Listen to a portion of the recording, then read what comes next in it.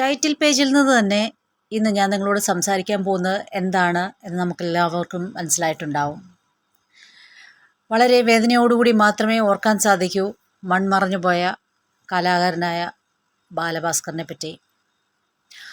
അദ്ദേഹത്തിൻ്റെ വിയോഗം ഒരുപാട് ദുരൂഹതകൾ അവശേഷിപ്പിച്ചുകൊണ്ടാണ് ഉണ്ടായത്. ഇതേപ്പറ്റി അദ്ദേഹത്തിൻ്റെ ഭാര്യയായ ലക്ഷ്മി എന്താണ് പറയുന്നത് എന്ന് കേൾക്കാനായി എല്ലാവരും കാതോർത്തിരുന്നു. മനോരമ നടത്തിയ ഇൻ്റർവ്യൂവിനെ പറ്റി ഒരു വിശകലനമാണ് ഞാനിന്നിവിടെ ചെയ്യുന്നത്. അപ്പോൾ ഇക്വിലിബ്രിയംസിൻ്റെ ഒരു പുതിയ എപ്പിസോഡിലേക്ക് എല്ലാവർക്കും സ്വാഗതം. പലപ്പോഴും ആൾക്കാർ സംസാരിക്കുമ്പോൾ അവർക്ക് പറയാനുള്ളത് തന്നെ ആയിരിക്കണമെന്നില്ല പറയുന്നത്, മനസ്സിലുള്ളത് തന്നെ ആയിരിക്കണമെന്നില്ല പറയുന്നത്. പക്ഷേ അവരുടെ ഒരു ബോഡി ലാംഗ്വേജിൽ നിന്ന് ഈ പറയുന്നതിൽ എത്രത്തോളം വാസ്തവമുണ്ട്, അല്ലെങ്കിൽ എന്തായിരിക്കും, എങ്ങനെയായിരിക്കും എന്നൊക്കെ നമുക്ക് മനസ്സിലാക്കാൻ സാധിക്കും. ബോഡി ലാംഗ്വേജ് ഫേഷ്യൽ എക്സ്പ്രഷൻ മാത്രമല്ല എന്ന് നമുക്കെല്ലാം അറിയാം. ഒരുപാട് നോൺ വെർബൽ ക്യൂസ് നമുക്ക് ഇത്തരം ഇൻ്റർവ്യൂകൾ കാണുമ്പോൾ കിട്ടാറുണ്ട്. ഇത് ആരെയും അധിക്ഷേപിക്കാനോ കരിവാരിത്തേക്കാനോ ഒന്നുമല്ല, പക്ഷേ സാമാന്യ മനുഷ്യർക്ക് തോന്നുന്ന ചില ചിന്തകളാണ് ഞാനിവിടെ പങ്കുവയ്ക്കുന്നത്. മനോരമയുടെ ഈ ഡാർക്ക് തീം തന്നെ ഒരു ഇരുണ്ട തീമാണല്ലേ. ഇതിൽ തന്നെ എന്തൊക്കെയോ ഒളിപ്പിക്കാനുള്ളത് പോലെ തോന്നിപ്പോവുകയാണ്. വിഷയം ബാലഭാസ്കറിൻ്റെ മരണവുമായി ബന്ധപ്പെട്ട ദുരൂഹതയാണ്. അപ്പോൾ ദുരൂഹത നീക്കുമ്പോൾ എല്ലാ കോർണറിലേക്കും ആ പ്രകാശം ചെന്നെത്തുമ്പോഴാണ് അത് പൂർണ്ണമായ ഒരു ഇൻ്റർവ്യൂ ആകുന്നത്. ഇതിലിവർ അറിഞ്ഞുകൊണ്ട് തന്നെയാണോ ഈ ഡാർക്ക് തീം, ഈ ഇരുളിമ വരുത്തിയിരിക്കുന്നത്?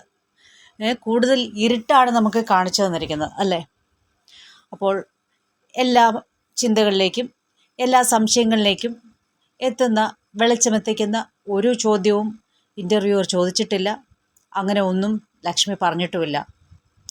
മുമ്പുള്ള കാര്യങ്ങൾ അതേപടി ഒന്നുകൂടി. പക്ഷേ ഈ വരവിൽ ഇവർക്കെന്തോ ഉദ്ദേശമുണ്ടായിരിക്കാം. അതെന്തു തന്നെ ആയിരുന്നാലും നമുക്ക് തോന്നുന്നത് എന്താണ് എന്ന് പരിശോധിക്കാം. ആദ്യമേ തന്നെ പറയട്ടെ, ഇവരുടെ ഫേഷ്യൽ എക്സ്പ്രഷനിൽ നിന്നും ഒന്നും മനസ്സിലാകുന്നില്ല, അല്ലെങ്കിൽ മനസ്സിലാകുന്നത് അല്ല യഥാർത്ഥമായിട്ടുള്ളത്. കാരണം ഇവരൊരു മാസ്ക് അണിഞ്ഞിരിക്കുന്നു. ഗാർഡ് ചെയ്താണ് ഈ വനിത സംസാരിക്കുന്നത്. അപ്പോൾ അതുകൊണ്ട് തന്നെ യഥാർത്ഥത്തിലുള്ള കാര്യങ്ങൾ, അവരുടെ ഉള്ളിൽ സങ്കടമാണെങ്കിലും അതല്ല സന്തോഷമാണെങ്കിലും ഇതെല്ലാം മറച്ചുകൊണ്ടുള്ള ഒരു എന്താ പറയുക, ഒരു സ്ഥായി ഭാവത്തോടു കൂടിയാണ് അവർ ഇരിക്കുന്നത്. അതിൽ നിന്ന് തന്നെ ഈ ഇൻ്റർവ്യൂവിൽ നിന്ന് നമുക്ക് ഏറെ ഒന്നും ലഭിക്കാനില്ല എന്ന് നമുക്ക് മനസ്സിലാവും.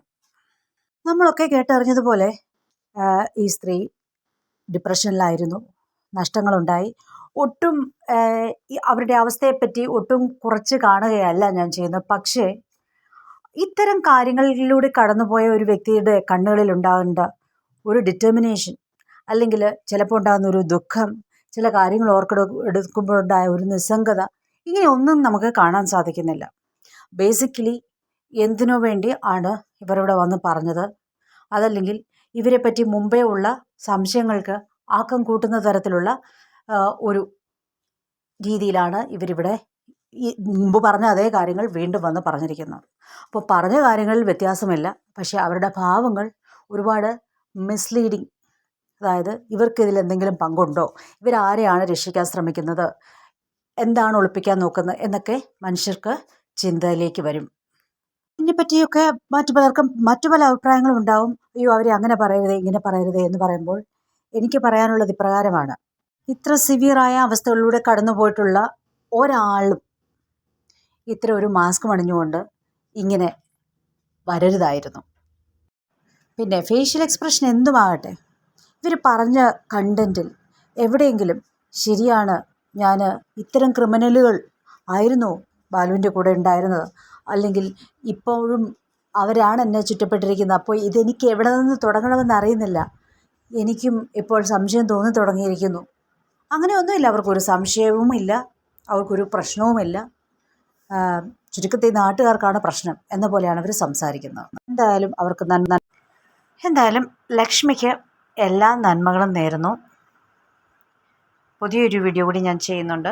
അത് ബാലഭാസ്കറിൻ്റെ അച്ഛൻ്റെ അമ്മയുടെ ഇൻ്റർവ്യൂകളും അത് സംബന്ധിച്ചുള്ള ചില കാര്യങ്ങളും ഈ സബ്ജക്റ്റിൻ്റെ കോർ പോയിന്റിൽ നിന്നും വ്യതിചലിപ്പിച്ച് ഇതൊരു കുടുംബ പ്രശ്നമാണ് എന്ന് വരുത്തി തീർക്കാനുള്ള ശ്രമങ്ങളും അങ്ങനെയുള്ള ചില കാര്യങ്ങളെ പറ്റിയൊക്കെ ചേർത്ത് പുതിയൊരു വീഡിയോ ഞാൻ ചെയ്യുന്നതായിരിക്കും. അതുവരേക്കും എല്ലാവർക്കും ഗുഡ് ബൈ. ഇഷ്ടപ്പെടുകയാണെങ്കിൽ വീഡിയോ ഷെയർ ചെയ്യുക, ലൈക്ക് ചെയ്യുക, കമൻറ്റ് ചെയ്യുക. Thank you.